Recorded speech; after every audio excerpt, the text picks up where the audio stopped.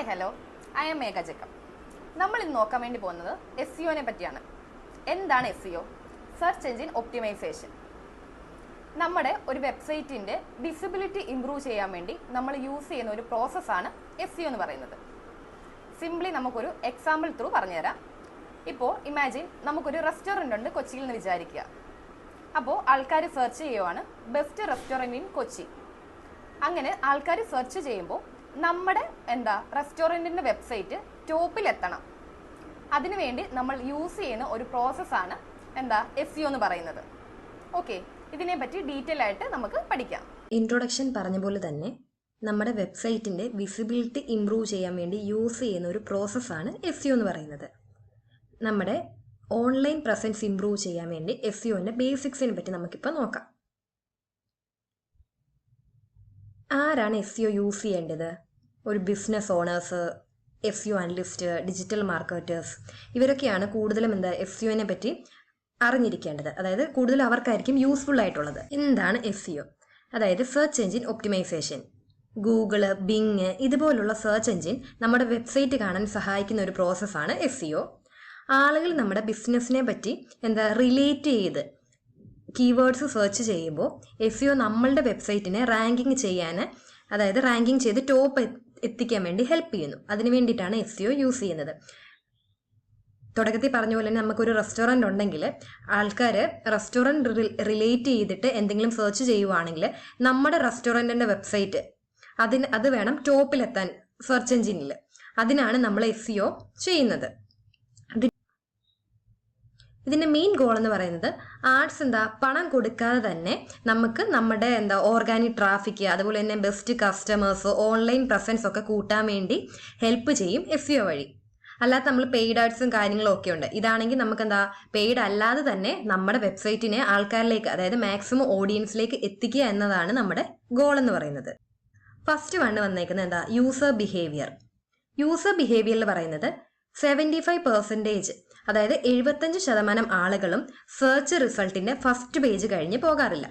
അതായത് ഒരു search result നമ്മളിപ്പോൾ ഗൂഗിളിൽ ഒരു റെസ്റ്റോറൻറ്റ് അടിക്കുവാണെങ്കിൽ സെർച്ച് റിസൾട്ടിൽ ഫസ്റ്റ് എന്ന് പറയുന്നത് ഏത് വെബ്സൈറ്റ് ആണോ കിടക്കുന്നത്. ഇപ്പോൾ റെസ്റ്റോറൻറ്റ് അടിക്കുവാണെങ്കിൽ റെസ്റ്റോറൻറ്റിൽ ഒരു ടോപ്പ് 10 ഏറ്റവും ടോപ്പിൽ കിടക്കുന്ന ഫസ്റ്റ് ആയിരിക്കും നമ്മൾ യൂസ് ചെയ്യുന്നത്, ഇല്ലെങ്കിൽ നമ്മൾ അതിനായിരിക്കും പ്രയോറിറ്റി കൂടുതൽ കൊടുക്കുന്നത്.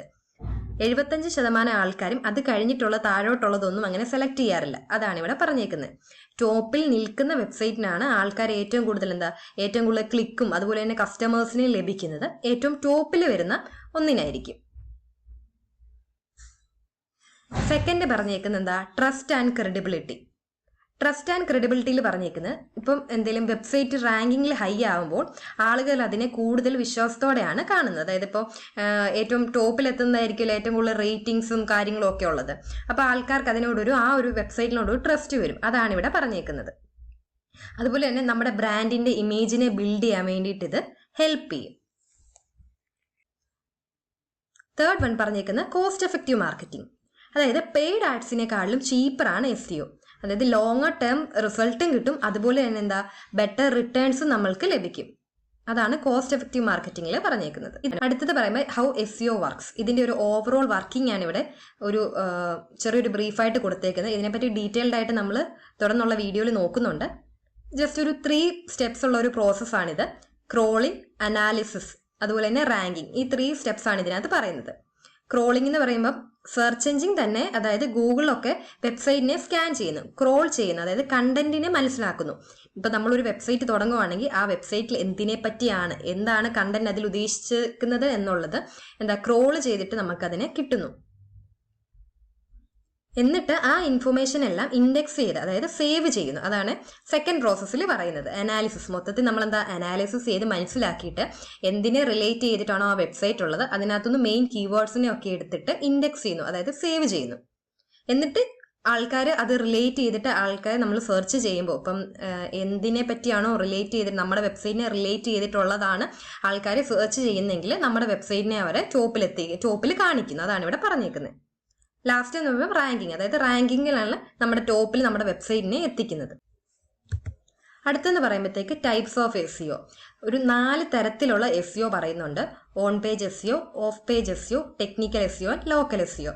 ഓൺ പേജ് എന്ന് പറയുമ്പം കംപ്ലീറ്റ്ലി വെബ്സൈറ്റിന് ഇൻസൈഡ് നടക്കുന്ന പ്രോസസ്സാണ്. നമ്മൾ ഒരു വെബ്സൈറ്റ് ചെയ്യുമ്പോൾ ആ കോഡിങ്ങിൽ നമ്മൾ കൊടുക്കുന്ന ചേഞ്ചസും കാര്യങ്ങളുമാണ് ഓൺ പേജ് എസ്ഇഒയിൽ അഫക്റ്റ് ചെയ്യുന്നത്. ഓഫ് പേജ് എന്ന് പറയുമ്പോഴത്തേക്ക് completely out of the website ആണ്, അതായത് മറ്റ് വെബ്സൈറ്റിൽ നിന്ന് നമ്മുടെ വെബ്സൈറ്റിലേക്ക് ലിങ്ക് ചെയ്യുന്ന, അതാണ് ഓഫ് പേജിൽ പറഞ്ഞേക്കുന്നത്. ബാക്ക് ലിങ്ക് ക്രിയേഷൻസ്, അതുപോലെ എന്താ സോഷ്യൽ മീഡിയ ഷെയർസ്, ഇതൊക്കെയാണ് ഓഫ് പേജ് എസ്ഇഒയിൽ വരുന്നത്. ടെക്നിക്കൽ എസ്ഇഒ എന്ന് പറയുമ്പോഴത്തേക്ക് നമ്മുടെ സെർച്ച് എഞ്ചിന് വേണ്ടി നമ്മുടെ വെബ്സൈറ്റിന്റെ ടെക്നിക്കൽ പാർട്സിനെ ഇംപ്രൂവ് ചെയ്യും, അതാണ് ടെക്നിക്കൽ എസ്ഇഒയിൽ പറഞ്ഞേക്കുന്നത്. ലോക്കൽ എസ്ഇഒ എന്ന് പറയുമ്പോഴത്തേക്ക് കംപ്ലീറ്റ്ലി ലൊക്കേഷൻ ബേസ്ഡ് ആയിട്ടുള്ള സെർച്ചസ് ആണ് ലോക്കൽ എസ്ഇഒയിൽ പറയുന്നത്. ഇത്രയുമാണ് എസ്ഇഒയുടെ 4 തരം, അതായത് 4 ടൈപ്സ് ഓഫ് എസ്ഇഒ എന്ന് പറയുന്നത്. ഇതിനെപ്പറ്റി കൂടുതലായിട്ടാണ് നമ്മൾ ഇനി പഠിക്കാൻ വേണ്ടി പോകുന്നത്. അപ്പോൾ ബാക്കി നമുക്ക് നെക്സ്റ്റ് ക്ലാസ്സിൽ നോക്കാം. ബൈ.